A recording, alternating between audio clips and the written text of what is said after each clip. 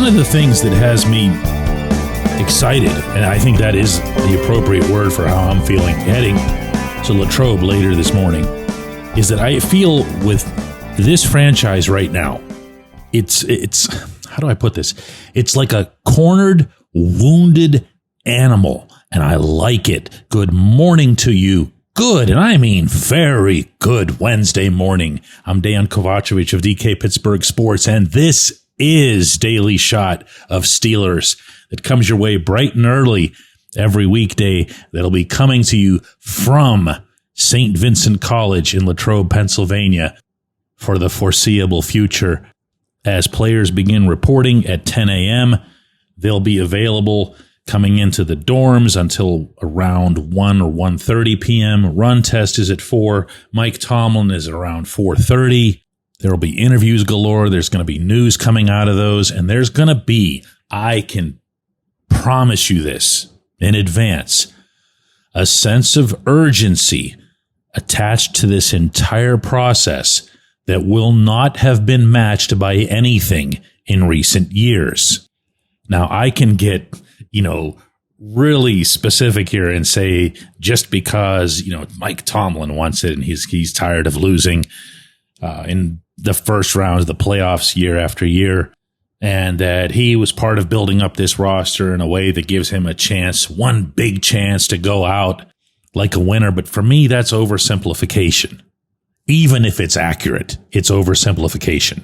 Because what I could do for you here right now, I'm not going to because it would take forever, but I could go through all 22 of the projected starters on either side of the ball, and I could identify for you something that they'd feel legitimately that they need to prove, whether it's to themselves, whether it's to their new employer, whether it's to their old employer, whether it's to their teammates, whether it's to the city, who knows, whatever it is, every single guy.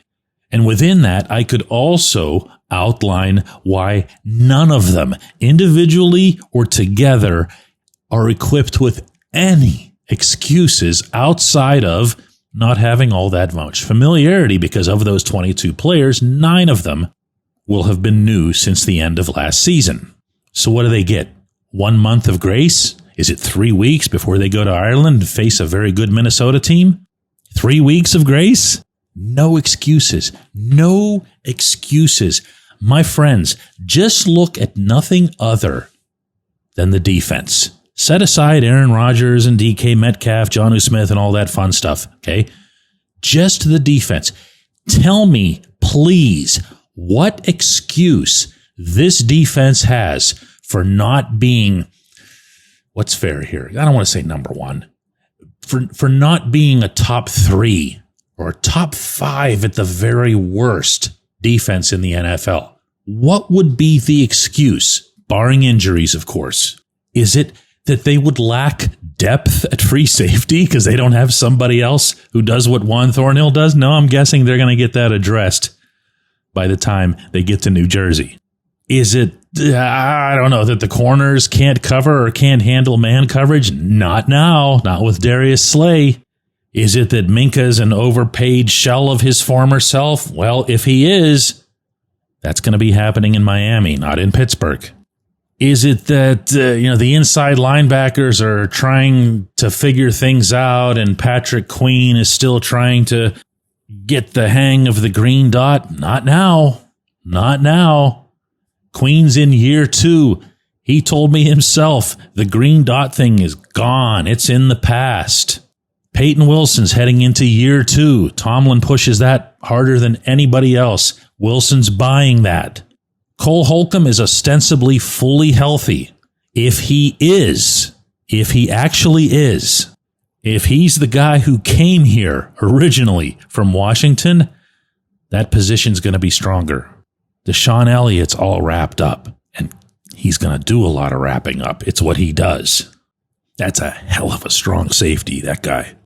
Slot corner. Remember, slot corner was the only thing we were talking about? Slot corner was the one thing the Steelers had to address. How's Jalen Ramsey sound? Edge rushers. Edge rushers. We're just working our way up to the front here.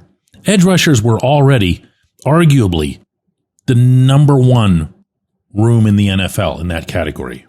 I mean, you you're off to a flying start with TJ Watt, but you've also got Alex Highsmith as your other starter. Nick Herbig is an amazing weapon to have at number 3 on anybody's depth chart. And then just for fun, because they couldn't resist it, they end up drafting Jack Sawyer too, who they really like, by the way.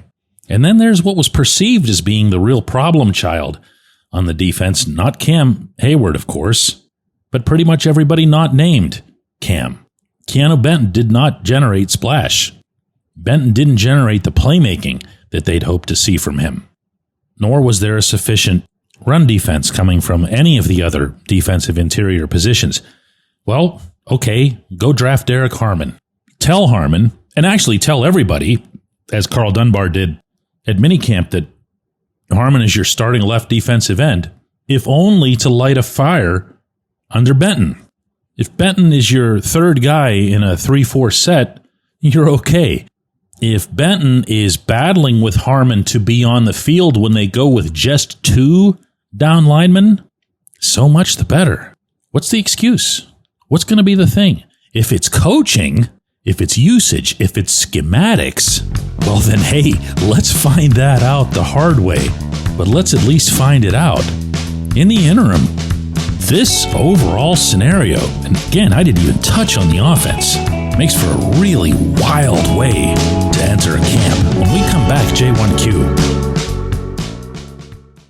This segment of Daily Shot is brought to you by our good friends at Mike's Beer Bar. They're located on Federal Street, directly across from PNC Park. Mike has more than 500 beers on tap, including from more than 50 local breweries. Stop in and say hello. Tell Mike we sent you. Mike's Beer Bar.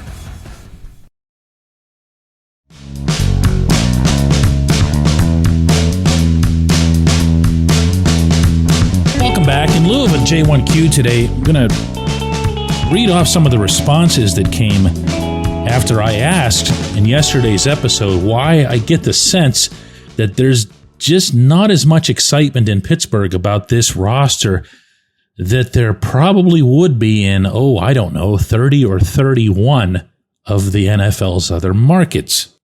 Meaning based on the names alone. Specifically, I invited people to use all of the usual commenting platforms that are attached to this show, depending on where it is that you listen to it. And it's kind of funny, but one of the commenting platforms I cited for the first time was Spotify. They recently added a commenting platform. And it's funny, like I'd never get more than 1 or 2 comments on Spotify compared to hundreds on the others.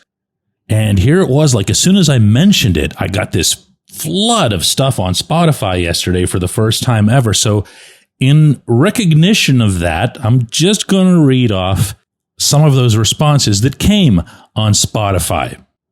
Paul said, I'm cautiously optimistic, DK, mostly because of the baggage that Aaron Rodgers has, that he's hopefully left in New Jersey. And I'm worried about Broderick Jones at left tackle. I love the draft class, though, and DK Metcalf is an upgrade over George Pickens. Jacob says, I am excited, but I don't want to get my hopes up. I always do, and most of the time they get crushed. Jacob's being more honest than most of you will. BT says, aloha, DK. The level of excitement for me is 10, but it always is this time of year. The only real concern I have is with the defensive coordinator. Sean says, this is easily the most excited I've been since the playoff loss to the Browns. I think he means in advance of that. I've defended the coaching staff as I felt that there were too many holes in the roster, but not so much this year. No excuses barring injuries for this team to not be better than last year's team. Better record, deeper playoff run. Meach says, I'm hopeful for this season, but the recent years still haunt me. We've got a week 5 bye week. That's the earliest one you can get. And our quarterback's in his 40s. It's lining up for us to go downhill around weeks 9 and 10 per usual and ultimately lose in round 1 of the playoffs, even if we make them. Whew, bringing me down here. John says, DK, my excitement is muted by what feels like the inevitability of Coach T and his staff's inability to combine winning strategies, tactics, versatility with his players to get the most out of individuals and the team itself. Incorporating 9 new starters is monumental. And sadly, This approach is also short-sighted. Moondogs says, well, I feel you're on point on almost everything, and of course I'm excited about 2025. I could say partially because I feel they're sort of sacrificing the future by mounting this roster for 2025. I'm going to interject here. I'm trying not to respond to these, but I'd love to hear how or why you'd feel that way, because I don't know what Omar Khan gave up as a future asset in the name of any of this. I mean, there were, draft picks that went out, but there were more draft picks that came back in this. So I don't see the only part of this that had me troubled all summer, and boy, did I ever pound this point, was that if you're not looking right away at as many assets as possible, as many potential assets as possible at the quarterback position, you're putting that off. Okay, well, they decided to put that off. Okay, I'm a grown-up. I can handle that. Let's see how it goes. But otherwise, I can't get at them about the future. Crash says, DK, I'm always excited this time of year. Fresh start in that. But more so now based on the roster. This team's floor for me is the divisional round. Team's ceiling is playing in February. Why? Last year, they were 8-0 when the defense allowed 18 or fewer points.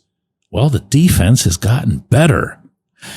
In 9 of their 10 wins last year, the offense scored 18 plus. Well, the offense is better. So this 18-point bar that I have is a key indicator that I'll be watching. I think the team is well positioned to be on the right side of the line. Kicking game is huge too. Good stuff. I love when it can be substantiated like that with statistics. Will says, I'm going to take a couple more here.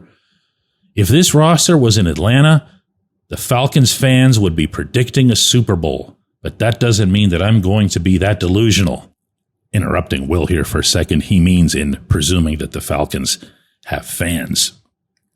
This team is good enough to make the playoffs, Will continues, which means anything can happen, but I think the restrictions that Rodgers puts on the offense due to his stubbornness and unwillingness to run a more modern offense will show up the same way that the restrictions did on Kenny Pickett and Justin Fields and Russell Wilson. Whatever. It's your segment. Mark says, I want to be excited, but after years of disappointment, it's hard to get my excitement back up. Losing the last 5 games really lingers. I'm going to say this again. This is what I was talking about on yesterday's show. No one's gotten over this yet. No one. Blake says it's easy to get excited about everything they've done this offseason and for Steelers football in general, but then in the back of my mind, it's always coming back to this team's shortcomings under Tomlin. And Dawn gets the second to last word in. Dawn says, I am not excited, DK, but I am intrigued. I'm curious to see how this roster will perform in October, November, and December. I am not excited about the notion of another Tomlin season. This team needs a fresh started head coach, a new direction, a new voice. Last word goes to Corey, who says, whether the changes Omar made this offseason are good or bad, I am excited for those changes, and these kinds of changes put additional pressure on the coaching staff. Yep, had you guys all pegged. I appreciate everybody who listens to Daily Shot of Steelers, including those of you on Spotify.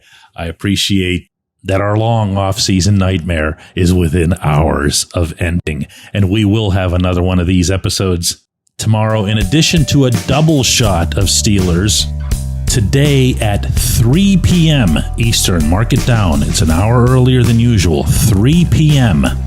I'll be out in Latrobe, as will Chris Halleck, our beat writer at DK Pittsburgh Sports, and we'll put together quite a program for you today. Hope you can make it with us.